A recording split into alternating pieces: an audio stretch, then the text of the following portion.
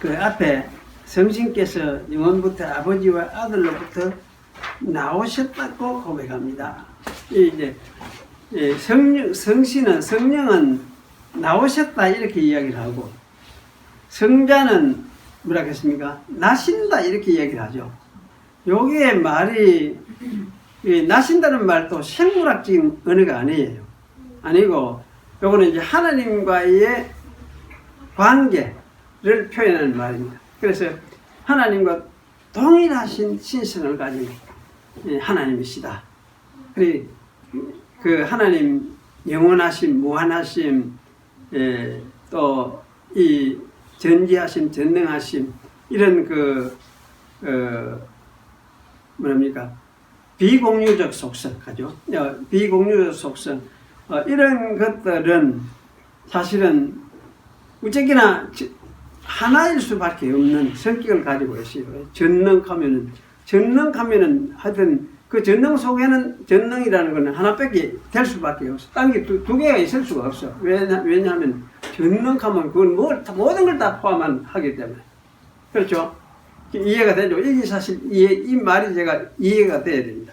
전능하면은 하나밖에 될 수 없는 거예요. 또 전지하심 하는 것도 하나밖에 있을 수밖에 없어요. 왜냐하면 이 전지하심 하는 건 나머지 모든 것을 그 안에 하여튼 다 포함될 수밖에 없는, 다 아는 것이 포함되기 때문에 사실 이거 하나밖에 될 수 없고, 그 영원하심 하는 것도 이것도 마찬가지로 하나밖에 될 수 없고, 그래서 이러한 어떤 신적 성격 때문에, 신성의 성격 때문에 하나님은 한 분일 수밖에 없다 이렇게 말하면서, 그러면서도 그 안에 구별되는 삼위가 있다. 그래서 삼위일체를 이야기하는데 아들은 나신다 이렇게 표현을 하고, 성령은 나오신다 이렇게 표현. 그래 아들과 그러면 성령도 아들도 똑같이 삼위일체인데 왜 나오시고 나신다 하느냐 할 때, 아까 이 나신다는 말은 아들과 동등성에 대한 동등하신 신성에 대해, 신성이 똑같다. 아버지와 똑같은, 조금 더 못하지 않은. 옛날 당시에 여기 만들어질 때는 요걸 이제 인정하지 않고 아들은 아무래도 아버지보다 못한데, 후에 또 창조됐는데, 뭐 이런 여러 가지 이야기들을 하는 사람이 있어가지고, 이것하고 구별했어. 성경이 보니까 이 독생자라고 했고, 이렇게 이야기했으니까. 그래서 나신다 이렇게 이제 규정을 하고, 나오신다 하는 건 이거는 여기 이제 내나 같은 하나님이신데 나오신다고 표현한 거는 성령의 기능을 표현한 말이에요. 기능을. 요번에 이제 나오셔서 하나님의 사역을 이루어내시는 그 사역을 구별해서 특징지어서 표현하는 말로서 나오신다. 나오셔서 뭐 하느냐? 하나님의 뜻을 이루기 위해서 나오신다. 그런 의미에서 여기 성령은 이제 나오신다 이렇게 이제 규정을 했죠. 그래서 아버지와 아들로부터 나오신다 이렇게 이제 고백을 하고. 그런데 이제 이거는 이래 되면 성령도 영원한 신이죠. 영원하신 신인데, 그 영지주의, 내가 요새 영지주의 책들을 접하고 영지주의 이론을 그 내용들을 좀 알아야 되겠다 싶어가지고 읽어보고 있는데, 옛날 이레니우스 여러분 알죠? 이레니우스 그 이단 논박 이런 거를 지금 이제 읽어보고 이렇게 하고 있는데, 그걸 보니까 하여튼 영지주의는 하여튼 성경에 나오는 개념들을 전부 다 저거 가져가가지고 저거식으로 막 짜집기로 해가지고 저 개념에 맞춰져 버렸어요. 이거 부정하지는 않는데 저 개념에 맞춰져 버렸어요. 그러니까 예를 들면 이제 아들과 성령은 이것도 하나의 창조물인데 그 하나님도 아니고 어떤 건지 모르는데 좌우지간 그것을 이 애굽의 영지주의자들은 그걸 모나스라고 이야기를 했고, 이제 이리네우스 있는 이쪽에 이제 영지주의자들은 아이오니라고 이야기했어요. 그래서 좌우지간 뭔지 모르는데 그걸 아이온이라고 했는데 한 아이온이 있었는데 그게 뭔가 이 아이온카는 이건 좀 희한한 것 같아요. 이게 자기 말로 갖다 붙인 게 영어로 번역하면 이거 에이지거든. 에이지. 어떤지 모르겠는데 하여튼 에이지라는 말로 자기들이 표현을 안 하고 이걸 아이온 이래가지고 있었는데 이게 이제 고요한 정적 가운데서 사실은 세월을 수없는 세월을 보내고 하는 중에 그것이 지나온 빛을 하죠. 이때가 여기서 이제 드디어 자기 속에 있는 것을 내보내기로 결정을 했다. 그래 그 내보냈는데 내보내는 첫째 내보낸 것이 뭐냐면 누스. 그래 이성. 그걸 이성이 누스라고 이렇게 누스를 내보내고 그 다음에 또 내보낸 것이 뭐냐면 알레데야 하면 그 진리거든.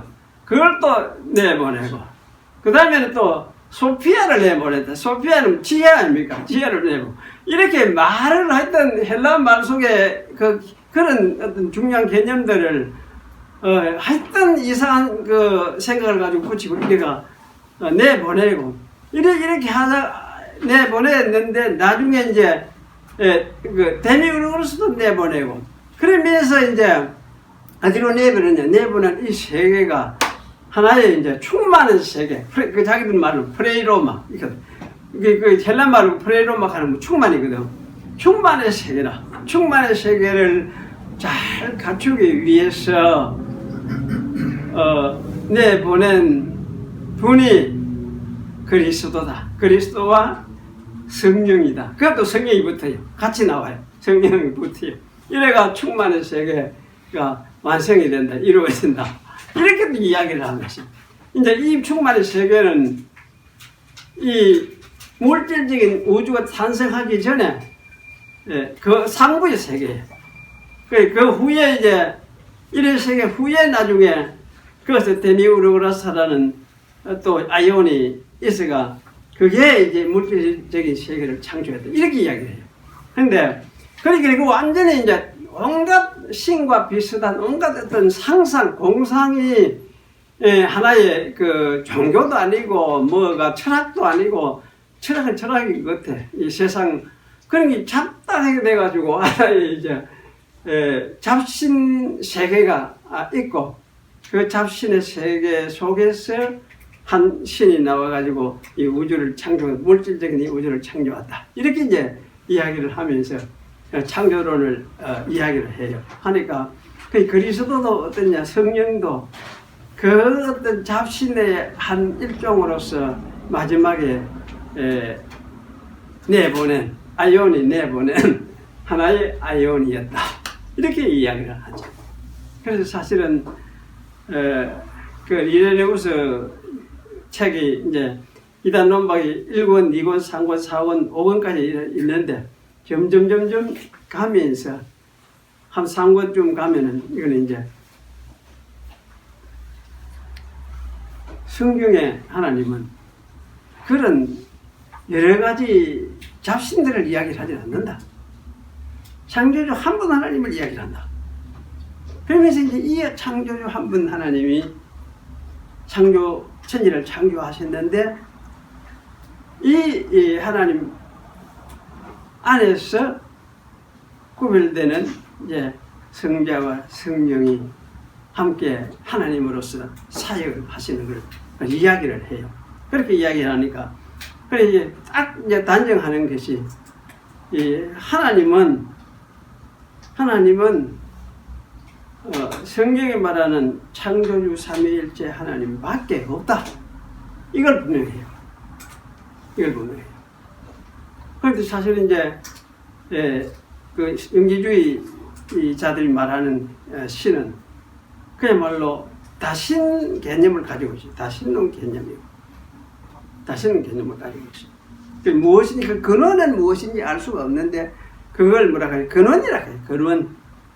어떤 근원이 된다. 그 근원에서 뭐가 나왔다. 이렇게 이야기를 해요. 그게 인격은 아니에요. 인격도 아니고. 뭔지 알 수가 없는데. 그렇게 그게 사실은 이제 이 동양 철학, 이제 불교 철학, 인도 철학에도 하고도 연결이 돼요. 보면 나중에 서로 사유하니까. 그래서 인도 철학에 보면은 인도 고대 철학, 불교가 나오기 전에 그 이전의 고대 철학은 하여튼 이 세상이 어떻게 출발했냐 가지고 태초에 뭔가 어떤 진동이 있었다. 이렇게 어떤 진동이 있었다. 뭔지 모르는데 하여튼 진동이 있었다. 그래서부터 진동 때문에 뭐가 세상에 이제 형성되기 시작했다. 이런 이야기예요. 그러니까 이거는 보면 엄청 황당하기도 하고 그런 관념에 이제 속에서 이 플라톤의 그 우주론도 이래 읽어보면 황당해요. 이거 비슷해요. 영주주의하고 비슷해. 그러니까 서로 이제 이래 연합이 되는 거지. 그런데 성경은 너무나 명료하고 그렇지.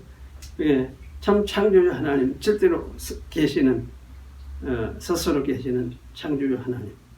그분은 삼일째 하나님밖에 없다. 이걸 선언을 하고. 그래서 똑같이 그도 아버지하고 아들하고 성령하고 이렇게 샀는데 성경에 나오는 말 그대로 사용을 하니까 굉장히 헷갈리게 만들어요. 사람들. 그래서 이런 측면에서 성령님은 참 삼위일체 하나님, 삼위일체 한 하나님인데 그 안에 구별되는 세 인격이 구별이 되더라. 여기 핵심이고. 그래서 그런 관점에서 오늘 성령 이야기를 했습니다. 지난주에 1절에서 3절을 우리 좀 생각을 했죠. 지난 주일에 생각한 핵심이 뭐라고 생각이 납니까? 혹시 기억이 납니까? 기억이 날 테니 없지 잘. 제가 이제 지난주에 드렸던 말씀은 핵심은 기회죠. 다윗의 왕권, 다윗의 나라를 위해서 싸우시는 하나님, 이 다윗의 나라를 세우기 위해서 싸우시는 하나님. 아마 이런 그 말로서 제가 말씀드렸던 것 같은데요. 오늘은 이제 이어서 4절부터 생각을 하겠습니다. 4절부터 오늘 이제 먼저 주석을 해야 되죠. 주석을 먼저 해야 이제 그 다음에 이야기가 되니까 4절은 주는 약탈한 산에서 일어났죠. 근데 주는 탈취한 산들에서 내나올 같은 말인데 산들로부터 빛나시며 위험스럽습니다. 라고 제가 번역을 하여 이렇게 했습니다. 탈취한 산들이라는 말을 영원한 산들로 대체시켜서 번역을 그렇게 했어요. 70년대에는 또 그렇게 번역을 했어요. 영원한 산, 오레온, 아이오니온 이래가지고 영원한 산들 이렇게 또 번역을 해놨어요. 근데 그 말도 될 것 같기도 한데 그 탈취한 산들이 더 아마 문맥상 더 정확한 것 같아요. 하지만 이 탈취한 산들이라고 하는 이런 것이 이제 더 나을 것 같은데 이 3절에서 그 이유는 3절 앞에서 하나님이 시온에서 화살과 방패와 칼과 전쟁을 깨뜨렸다고 말하여서 시온에 계신 하나님이 전쟁에서 승리하신 것을 말하고 있기 때문입니다. 그렇다면 이 4절에 나오는 산들이라는 것은 대적들이 요새를 건축하여 놓은 산들을 뜻하는 것으로 이해가 됩니다. 다윗 시대를 생각하면 다윗 시대의 그 산들에는 대적들이 요새를 건설하여 놓았기 때문입니다. 그래서 이 구절은 하나님이 이스라엘의 대적들이 건축하여 놓은 산들 위의 요새들을 다윗과 그의 군대로 하여금 쳐서 빼앗게 하셨음을 말하고 있는 것으로 생각이 됩니다. 예를 들면은 가장 그 대표적인 것이 시온 산성이 바로 그런 요새였습니다. 우리가 시온 산성, 이스라엘의 수도 상성만, 다윗 성만 생각을 하는데 사실 이거는 다윗이 빼앗기 전에 여부수 사람들이 건설하여서 자기들의 수도로 삼고 있는 난공불락의 요새가 시온 산성이었습니다.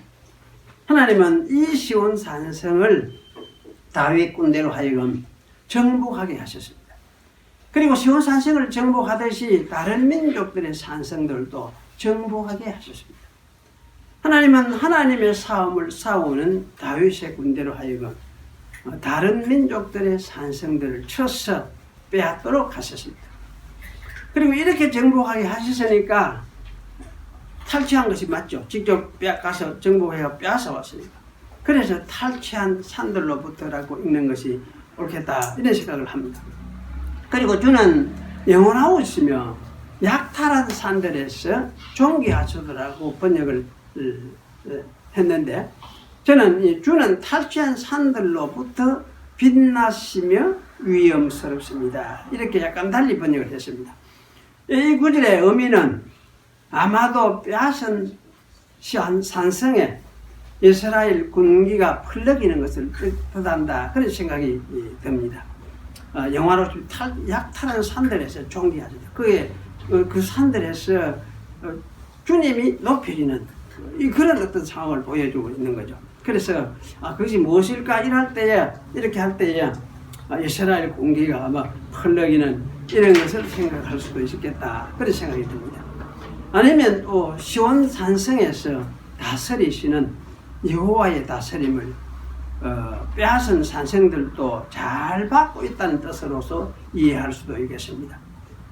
다른 민족들이 지배하고 있던 곳이 이제는 여호와의 이름으로 통치가 이루어지고 있고, 산들의 요새에 거하는 이들도 여호와를 경배하는 모습을 이렇게 표현했다, 그렇게 생각을 해볼 수도 있을 것 같습니다. 또 5절을 고려할 때에 대적의 전사들이 싸움에서 패하고 죽은 흔적들을 보면서 하는 말일 수도 있겠다, 그렇게 생각합니다. 그러면 5절은 의미상 4절과 연결이 되는데, 여기 5절은 마음이 강한 자도 가진 것을 빼앗기고 잠에 빠질 것이며 장사들도 모두 그들에게 도움을 줄 손을 만날 수 없도다, 이렇게 손이죠. 손을 만날 수 없도다, 이렇게 되어 있습니다. 여기에 마음이 강한 자들은 모든 장사들하고 서로 대꾸가 되어 있으니까, 그렇기 때문에 여기 이제 마음이 강한 자들 역시 장사들을 말하는구나, 이렇게 생각을 할 수 있겠죠. 그래서 장사들, 전쟁에 유능한 능력이 있는 전사들, 이런 류의 사람들을 아마 뜻한다, 그렇게 생각을 할 수 있겠습니다. 그래서 이 사람들은 마음이 강한 사람들을 이런 의미에서는 뭐 전쟁에서 우리가 반드시 이길 수 있다, 뭐 이런 식의 어떤 담력을 가지고 있는 사람들이다, 뭐 이런 생각이 할 수 있겠습니다. 그래서 이런 사람들이 탈취를 당한 후에 자기들의 잠을 잔다는 그 말을 하고 있죠. 그래서 이것은 아마 전쟁에 패하여서 성을 빼앗기고 마침내 죽어서 죽음 상태에 있는 것을 말하는 것이다, 그런 생각이 듭니다. 그리고 하반절은 이런 전사들이 어떤 도움도 찾지 못했음을 말해주고 있습니다.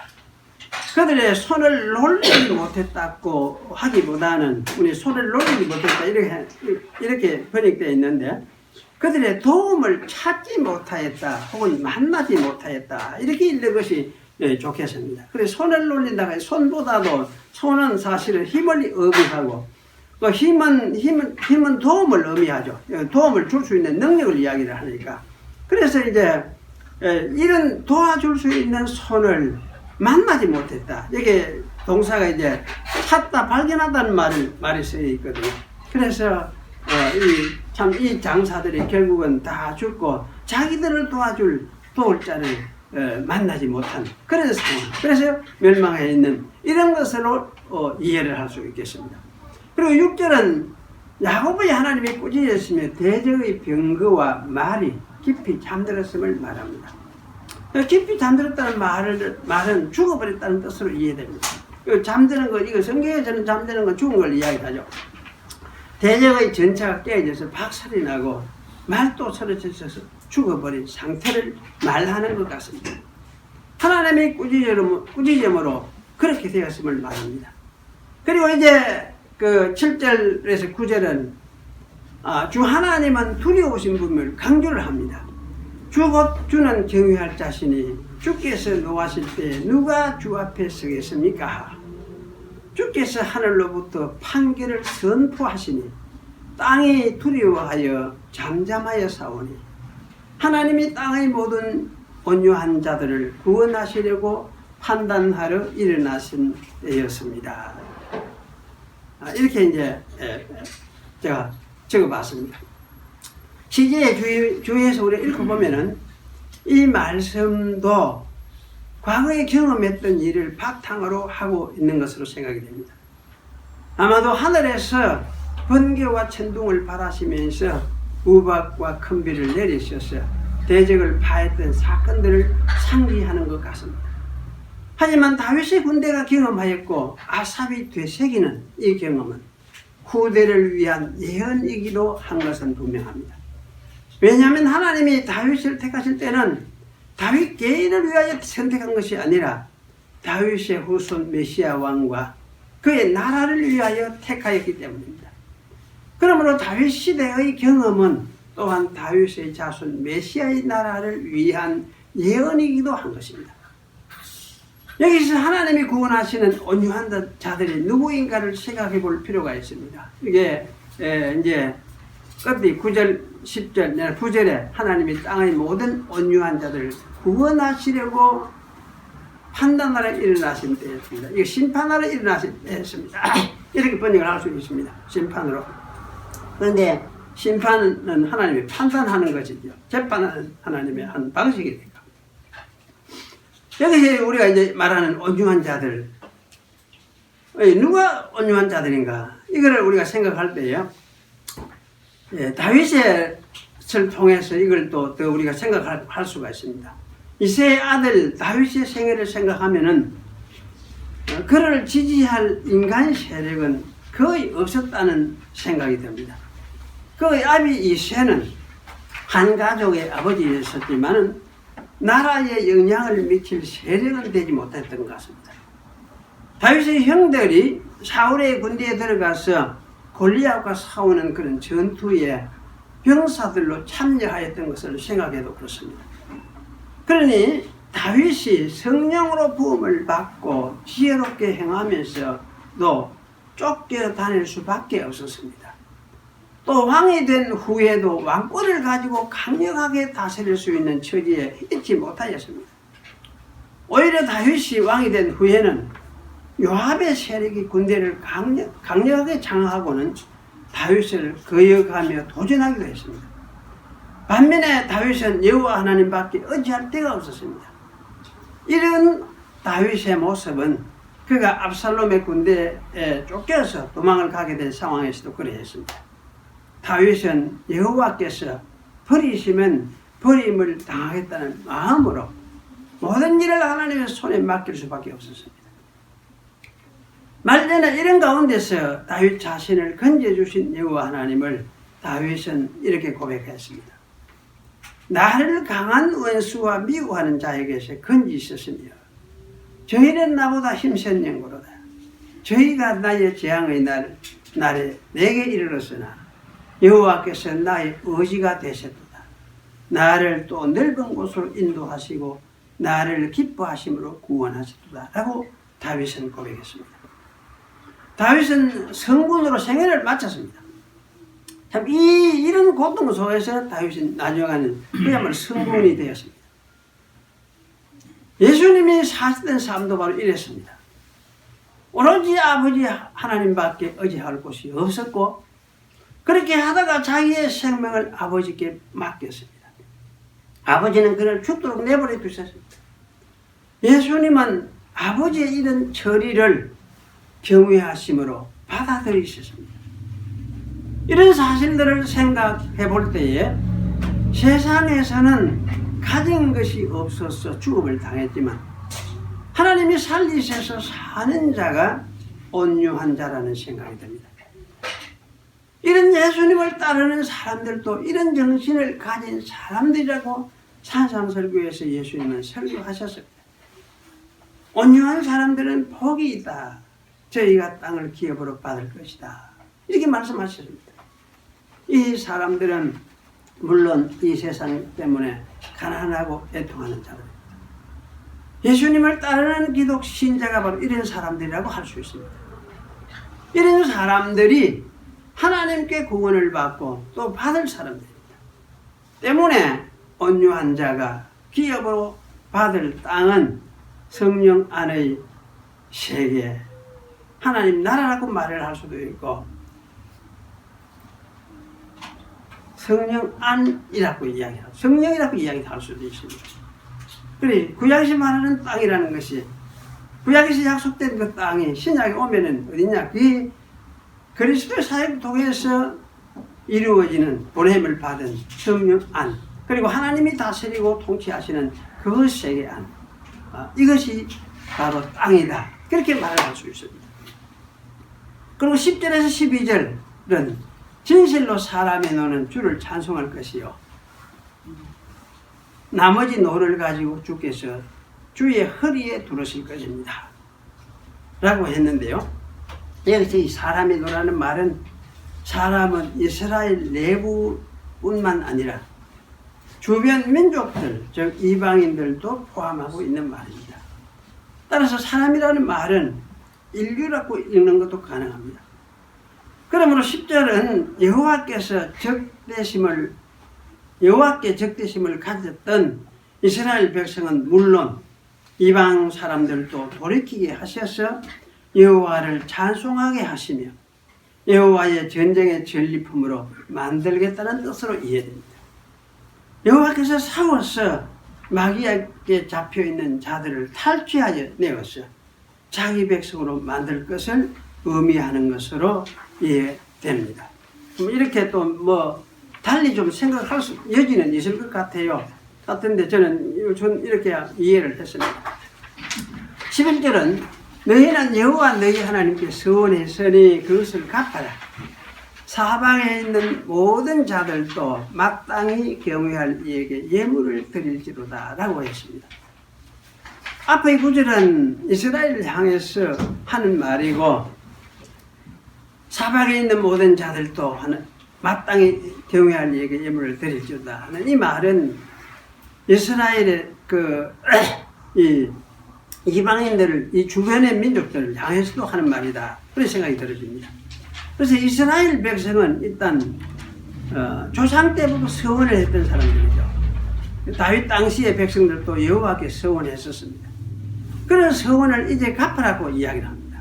그래서 이 갚으라는 말은 완성시키라는 말이기도 합니다.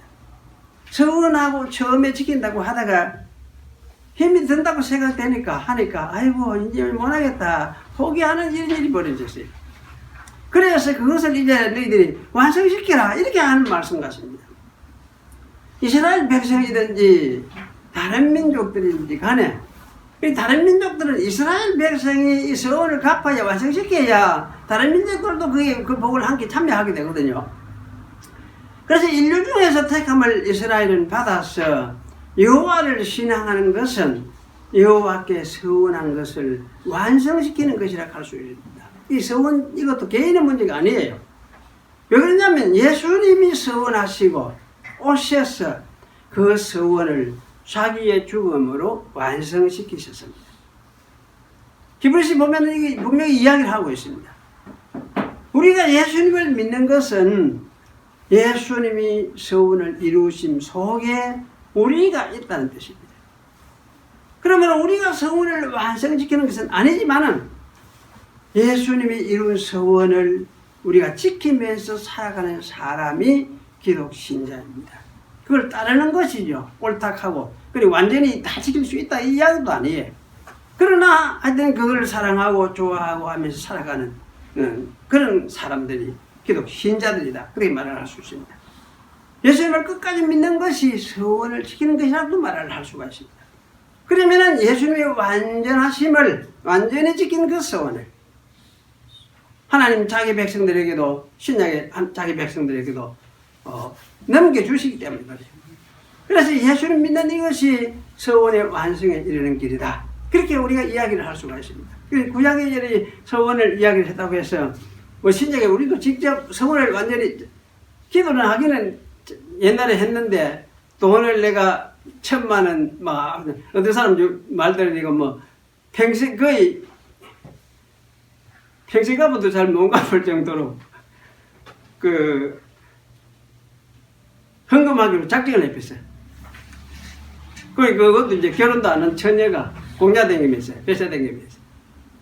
그래가지고, 그걸 뭐, 5천만 원인가 1억인가 뭐, 이렇게 하기로 했다.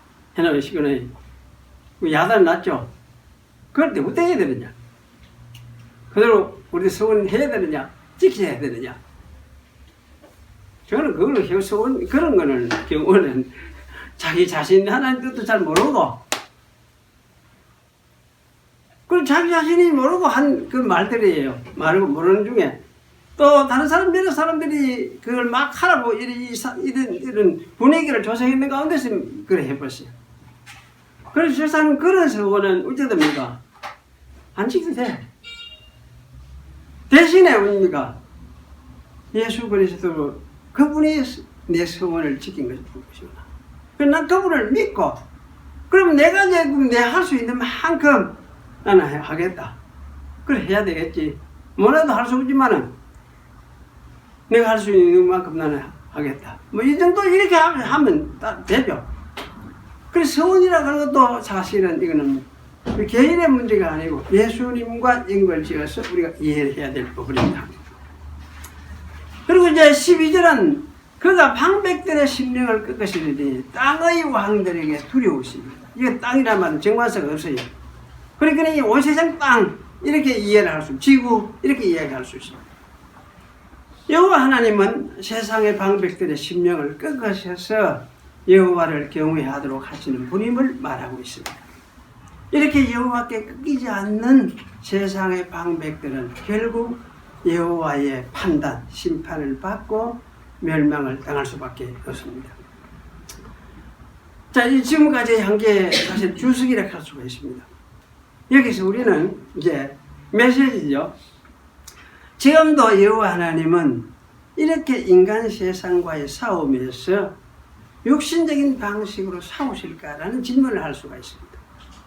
즉 하나님은 세상의 세력과 물리적인 방식, 총칼과 전쟁 이런 것을 도구로 삼아서 그렇게 싸우고 부수고 하실까? 이런 질문을 할 수 있습니다. 물론 그렇게 할 때가 있습니다. 구약에도 그래 했으니까. 심판 형태로서 판결을 내리실 때는 세상을 이렇게 판단하시고 심판을 물리적으로 이행하실 것이 틀림없습니다. 하지만 그럴 때에도 성령으로 판단하시고 그것을 따라서 이행하시는 것이 분명합니다. 왜냐하면 성령은 사실 물리적인 세계에도 역사를 하시기 때문에 그래요. 하나님의 능력이 역사하시는 그게 성령의 역사이기 때문에 물리적인 세계에도 성령이 역사하시는 것 틀림없습니다. 그래서 사실은 물리적인 심판도 하나님이 성령으로 행하시는 것은 틀림없다. 그렇게 우리가 이야기를 할 수 있습니다. 그런데 우리는 일반적으로 예수님이 어떻게 싸우셨는가를 잘 생각해야 할 필요가 있습니다. 구약과는 달리 예수님의 최종 원수는 마귀와 죄였습니다. 이 마귀와 죄를 대항해서 예수님은 성령으로 싸우셨습니다. 예수님이 성령의 이끌림을 받아서 맨 처음 마주했던 대적이 마귀였습니다. 그리고 끝까지 성령으로 마귀가 지배하는 이 세상 세력과 싸우셨습니다. 그 결과가 이 세상 싸움의 방식으로는 패배자가 됐었습니다. 십자가에 달려서 죽으심이 바로 패배라 할 수 있습니다. 하지만 그를 하나님은 저 세상 사람으로 살리셨습니다. 이 세상 싸움의 방식으로는 마주해서 싸울 수 없는 저 세상 사람으로 하나님은 살리셨습니다. 그러므로 신약에서 우리 성도가 싸우는 방식도 역시 성령으로 싸우는 것임이 틀림없습니다. 그 성령으로 싸우다가 이 세상 사람으로 우리가 살다가 죽으면은 저 세상 사람으로 하나님이 살려주실 것. 이것이 우리가 주어지는 약속이다. 그렇게 말을 할 수가 있습니다. 이것이 마귀와 세상에게 하나님이 행하시는 가장 두려운 일이라고 말을 할 수 있습니다. 하나님은 이렇게 자기의 판단을 실행하실 것입니다. 하나님은 실로 두려우십니다. 사망과 그 권세도 깨뜨리신 분이 세상에 무엇을 깨뜨리지 못하겠습니까? 총칼 폭탄 같은 물리적인 힘도 언젠가는 하나님이 깨달으실 것이지만은 귀신들과 마귀의 권세도 언젠가는 완전하게 깨뜨릴 것입니다. 그리고 이런 깨뜨림은 이미 결정되어 있습니다. 왜냐하면 하나님이 보내신 예수 그리스도가 부활하셨습니다. 그리고 하늘에 앉으셨습니다. 하나님의 통치를 하고 계시기 때문입니다. 이것을 믿고 인내하면서 이 땅에 그것을 고대하는 사람, 이것이 기독교 신앙, 기독 성도다, 그렇게 말을 할 수가 있습니다. 하나님은 이런 자들을, 이런 사람들이 심령이 가난하고 온유한 사람들이죠. 이런 사람들이 구원하시는 하나님이십니다. 이 일을 이루기 위해서 미래 어느 때인가는 모르지만 재림하시겠죠. 천사들과 더불어서 반드시 다시 오실 것이다, 그렇게 생각이 듭니다. 그래서 이것이 우리의 어떤, 그럼 다시 오시는 것은 심판이기도 하지만은 하나님의 백성에게는 구원의 완성이다, 이렇게 이야기를 할 수가 있습니다. 그래서 이런 관점에서 이 본문 성경들이 우리에게 오늘 구원과 심판받을 세상을 향해서 말씀하고 있다, 이런 생각이 들었습니다. 기도하겠습니다. 거룩하신 하나님, 감사합니다. 주의 백성으로 부름을 받고 하나님을 알고 또 주 예수님이 우리의 구주이심을 알고 그분이 십자가에 죽으시고 부활하시고 승천하셔서 지금도 통치하고 다스리고 계심을 압니다. 우리가 보기에는 주님의 통치가 이 세상에 시행되고 있는가 하는 의심을 가질 수밖에 없지만, 그러나 성경에서 말씀하시는 말씀은, 진리는 주께서 이 세상을 통치하시고 결국은 심판하시고 그것을 통해서 구원을 완전히 이루어내심을 말씀하시는 것이었습니다. 옛날 이스라엘 백성을 선택하셔서도 그것을 보여주셨고 예수님을 통해서도 그것을 우리에게 나타내셨고, 오늘 우리들에게는 이것을 믿고 따르도록 주께서 말씀하신 것을 우리가 기억합니다. 참 이것을 믿고 따르는 것이 얼마나 어렵고 황당한 무게한 것 같은 느낌이 들지만, 그러나 주께서 성령으로 우리를 붙들어 주셔서 이 믿음 가지고 주님을 따라갈 수 있도록 인도해 주시는 주를 아오니, 저희들에게 참 주께서 하신 이 성경의 진리들을 마음에 더 굳건하게 새겨 주셔서 이 진리를 붙들고 세상에서 살되 참 하나님의 백성으로 살기에 부족함이 없도록 하나님께서 긍고하시고 붙들어 주시옵소서. 저희가 기도하고 간구할 때마다 하나님께서 들으시고 필요한 은혜를 내려 주시옵소서. 예수님의 이름으로 기도하옵나이다. 아멘.